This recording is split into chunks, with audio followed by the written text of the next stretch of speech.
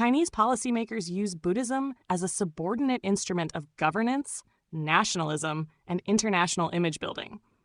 This reflects the instrumentalist approach the Chinese Communist Party, CCP, often takes toward religion. Rather than treating Buddhism as an autonomous or equal ideological force, the CCP views it primarily as a means to achieve political and social goals. This can be elaborated on across several key dimensions. The Chinese state exercises tight control over religious institutions, including Buddhist temples and associations. Buddhism is allowed to exist and even flourish in certain contexts, but only within parameters set by the state. The policy of Sinicization of religion, requiring religions to align with Chinese culture and socialism, has transformed Buddhism into a vehicle for promoting nationalism and CCP ideology, not a partner in shaping it. Buddhism is leveraged to promote social harmony, moral conduct, and order, values that dovetail with CCP priorities. Temples and monks are encouraged to preach obedience, community harmony, and apolitical spirituality.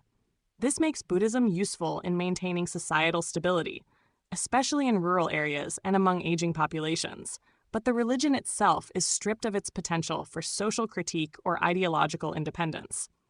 Internationally, Buddhism serves as a tool of soft power for China.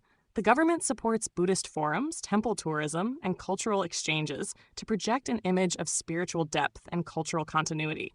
Domestically, it is used to bolster the image of a historically grounded and morally upright civilization, reinforcing CCP claims to cultural stewardship.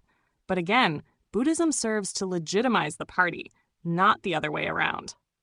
Nowhere is the instrumentalization more evident than in the state's treatment of Tibetan Buddhism.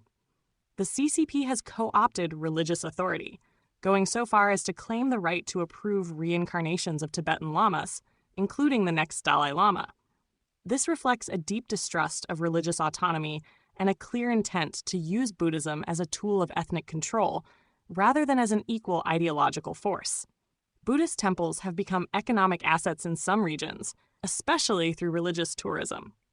The state often invests in temple development, not for spiritual growth, but for regional economic gains. Temples are marketed as heritage sites, and their value is measured in terms of revenue and tourist footfall, not doctrinal integrity or religious significance.